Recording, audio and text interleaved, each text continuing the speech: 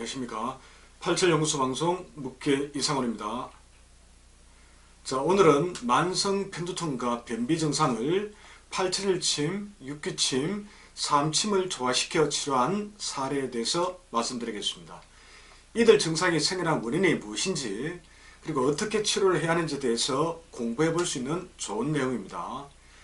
대구에 거주하는 40대 초반 여성이 연구소로 체질 및 건강 상담을 왔습니다. 만성 편두통 증상으로 너무 힘들다고 했습니다.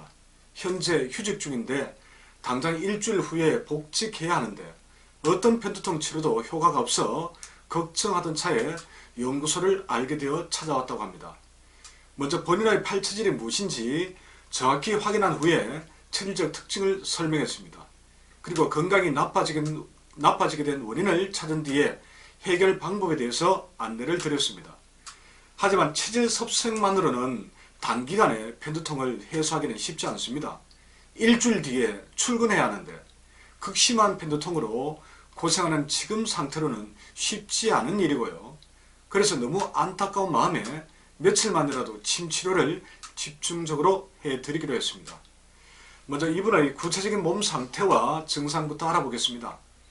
체질이 한태양인 금운 체질인데 한 달에 20일 정도 극심한 만성 편두통 증상으로 고생했고 그때마다 통증을 견딜 수 없어 진통제를 복용했다고 합니다. 편두통이 올 때는 이 불면증과 함께 구토도 동반되었다고 했습니다. 그럴 때 오한이 심했지만 이상하게 이 머리는 반대로 열감이 강하게 느껴졌다고 합니다. 상열감은 평소에도 있었다고 하고요. 편두통이 올 때는 변비 역시 더 심해진다고 했는데 이는 학창시절부터 있던 문제였습니다. 당시 4, 5일에 한 번씩 화장실에 갔음에도 그런 상태를 정상이라고 생각했다고 합니다. 자, 그럼 편두통과 변비는 왜 생기는 것일까요? 첫 번째, 편두통은 간 기능의 저하와 밀접한 관련이 있습니다. 실제로 이 증상으로 힘든 분들은 90% 이상 태양인 금체질입니다. 간이 약한 체질이죠. 그런데 간 기능이 선천적으로 약한 체질인데 이 독한 진통제를 계속 복용하면 어찌 될까요? 당장 통증은 덜 수 있을지 몰라도 간을 더욱 망가지게 할 뿐입니다. 그럼 길게 보아 편두통은 더욱 심해질 수밖에 없습니다. 둘째, 편두통이 심하다는 것은 장부로만 본다면 간담, 그 중에서도 간혈과 담혈 부족 때문인 경우가 많습니다. 간담화 혈이 부족하면 화기가 생겨 위로 솟구치게 됩니다. 음양으로 본다면 음어화동 증상에 해당합니다. 이처럼 화열이 상승하니 이에 자극받은 뇌가 안정되지 않아 불면증도 같이 왔을 테고요. 셋째, 구토는 목극토, 상극작용이 과도하게 심화하여 일종의 병적 상태에 빠졌기 때문입니다. 목승토, 즉 목이 토에 올라탄 형태로 목에 해당하는 담의 사기가 토인, 위장을 짓누르는 형국입니다. 그러니 위기가 정상적으로 하강하지 못하고 오히려 위로 역류하여 구토가 발생하는 것입니다.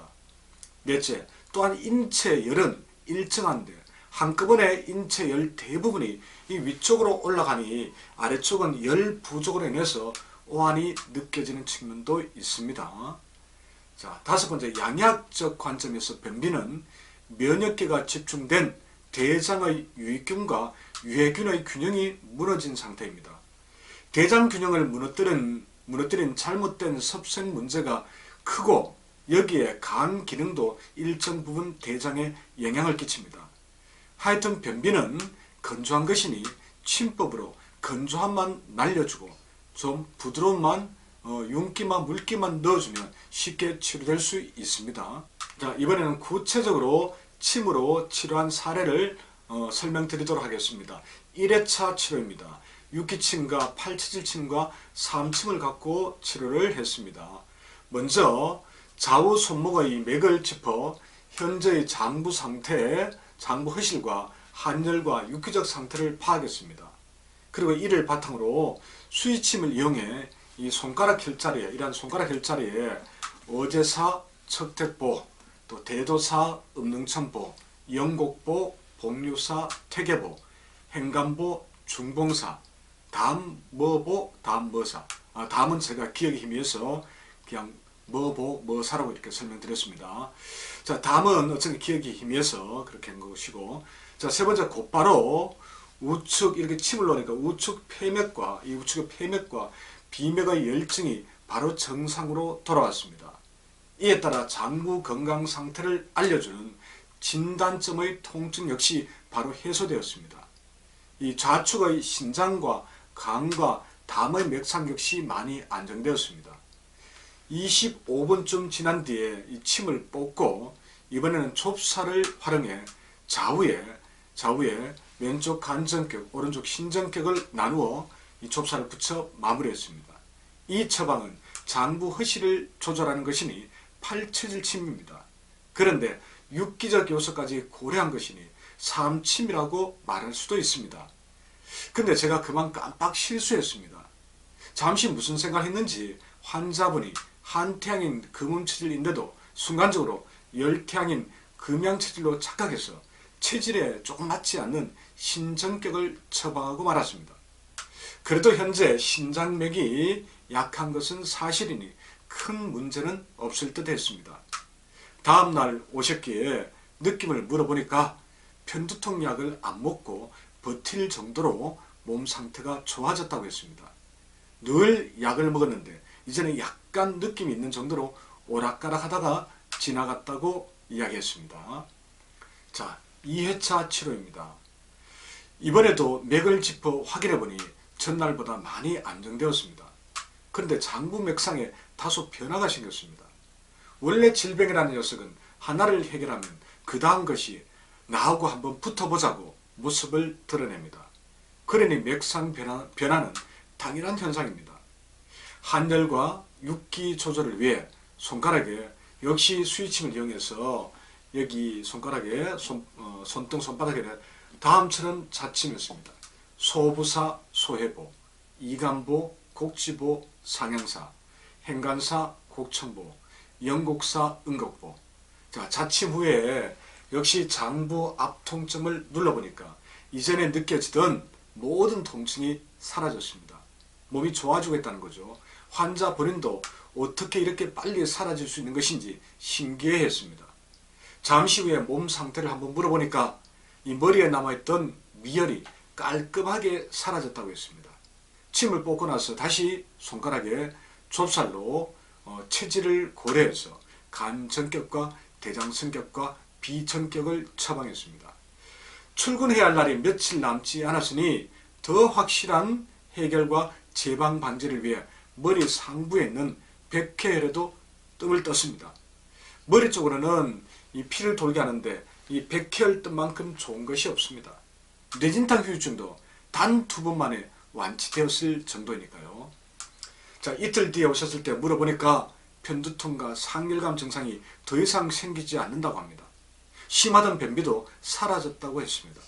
소화기능까지 좋아져 자꾸만 배가 고프다고 이야기하더군요. 이뿐만이 아닙니다. 발이 너무 건조했는데 이제 살짝 땀이 나기도 하고 다리 저림, 이 다리 저린 것도 어느 순간 사라졌다고 합니다. 놀랍지요? 발에서 살짝 땀이 난다는 것은 기혈순환이 된다는 뜻입니다. 다리 저림 해소 역시 기혈순환에 간 기능까지 회복되니 근육과 인대가 정상화되면서 나타난 결과이라 생각합니다. 자, 세 번째 치료입니다. 역시 육기침과 팔처지침과 삼침을 종합해서 처방했습니다. 맥을 확인하니 확실히 좋습니다. 이제 아픈 사람의 맥으로 느껴지지 않습니다. 오늘은 급한 불은 껐으니 육기침은 놓지 않고 팔처지를 고려한 삼침법만 적용하기로 했습니다. 먼저 최약 장부는 끌어올리고 최강 장부는 힘을 빼서 균형을 맞추어 주고자 했습니다. 그래서 스위침으로 역시 간전격과 폐승격을 자침했습니다. 다만 간과 폐의 한열과 육기적 상태를 이 맥상으로 확인한 후에 처방했습니다. 왜냐하면 간과 폐가 최강 최약 장부인 것은 맞지만 몸의 한열 및 육기적 상태가 맞지 않으면 가끔씩은 부작용이 생길 수도 있기 때문입니다. 자, 25분 뒤에 발침을 한 후에 잠깐 쉬었다가 이번에는 좁쌀을 이용해 비정격과 대장성격을 처방했습니다. 소화기능과 변비가 좋아지고 해소되었다고 하지만 아직 정상이라고 볼 수는 없기 때문입니다. 그래서 확실하게 해둘 필요가 있다고 생각했습니다. 뇌의 흐름을 촉진하기 위해서 역시 오늘도 이 백혈에다가 한 번 더 떡을 냈습니다. 이틀 후에 일요일에 아이들을 데리고 한 번 더 오셨습니다. 건강 상태를 물어보니까 모든 것이 정상이라고 합니다. 너무나 반가운 말씀입니다. 출근하기 전날에 모든 병 중에서 벗어나 정상을 회복했으니 얼마나 반가운 일입니까? 내일 아마 직장을 향해서 가벼운 마음으로 출근하실 것 같습니다. 자, 만성 편두통과 변비 증상을 치료한 사례를 길게 한번 정리해 보았습니다. 침에 대해 모르시는 분들은 다소 지루하셨을 수도 있겠습니다. 편두통과 변비는 누구나 겪을 수 있는 것이긴 하지만 당사자 입장에서는 정말 고통스러운 증상이 아닐 수 없습니다. 여건만 된다면 아픈 분들께 침을 놓아드리고 뜸도 떠드리면 얼마나 좋겠습니까? 하지만 모든 분들께 그렇게 해드릴 수는 없어 안타까운 마음이 남습니다. 그리고 이번에 만성 편두통 증상과 변비를 치료하기 위해 적용한 팔체질침, 육기침, 삼침 등등 하나하나 전 세계에서 유일하게 대한민국에만 있는 놀랍고도 강력한 원리침법입니다. 중국침이나 일본침과는 비교할 수 없을 정도로 특별합니다. 다만 모든 게 그렇듯이 이들 침법도 불완전함을 지니고 있습니다. 완벽하진 않다는 거죠. 그래서 강한 효과만큼 부작용이 발생하는 경우도 많습니다. 그런데 이러한 부작용은 없애고 장점만을 뽑아서 통합해낼 수 있다면 얼마나 좋겠습니까? 그런 방법 중에 하나가 팔체질과 육기적 상태를 고려해서 육기침과 삼침법을 적절하게 사용하는 것입니다. 참고로 팔체질침은 육기와 한열을 전혀 고려하지 않습니다. 그래서 부작용이 생기는 경우가 많습니다. 그러니 팔체질침보다는 팔체질과 육기를 고려한 삼침법이 훨씬 더 안전하고 효과가 좋습니다.